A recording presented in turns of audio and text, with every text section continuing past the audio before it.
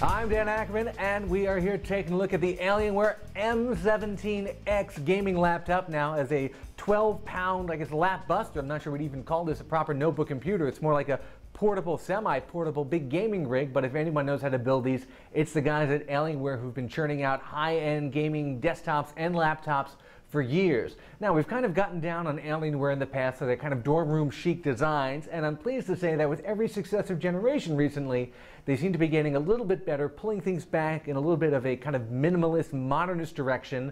On this new version of the M17x, you see that they've got edge-to-edge glass over the display here. That makes for a nice, clean look. They've gotten rid of some of the detailing on the keyboard tray, left it a little bit plainer, and that's a nicer look. And they've also got this kind of angled grill on the front now. It's kind of an automotive-inspired grill that adds a little angularity to it, helps it not just look like a big black slab.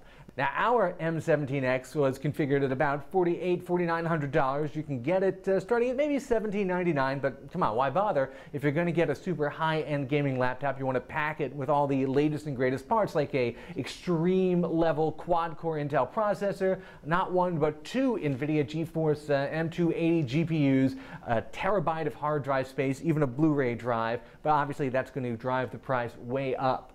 Some other things that we like about the latest version of the M17 is the touchpad. It's still flush with the rest of the keyboard tray, but there's a little bit of texture on it now. So when you can tell when your finger is on it and when it's off it, so you don't always have to look down and see if you're still mousing or not. The keyboard itself, you'll notice that it's kind of the tapered style keyboard instead of kind of those wide, flat keys a lot of guys are using now. Alienware tells us that's because for gamers, who they hope are the primary audience for this machine, when you use those WASD keys to kind of move around in first-person shooters, people like having a little bit more space between the faces of the keys. That makes it a little bit easier to play. Now, if there's one part of Alienware laptops we kind of have a love-hate relationship with, it's that Alienware Control Center that, besides, doing power management and stuff, also lets you control all the crazy lights in the system. In order to launch that, you just click this little touch button right here. And now from this screen, you can take any part of the laptop, the keyboard, the outliner on the touchpad, the little Alienware logo, and change the color for it. In fact, on this new model, the keyboard itself has 4 color zones on it, so you can set up some sort of crazy garish rainbow like we did right here, or you can just set it all to one color.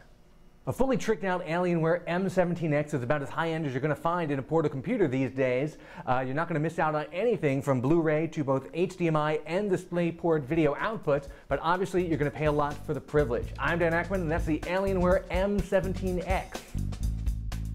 Hi, I'm Molly Wood, host of the CNET Mailbag Show. It's the show where we read all of your email, from the ridiculous to the sublime, and we especially like the hater mail. Really. See it in high def at cnet.com/mailbag.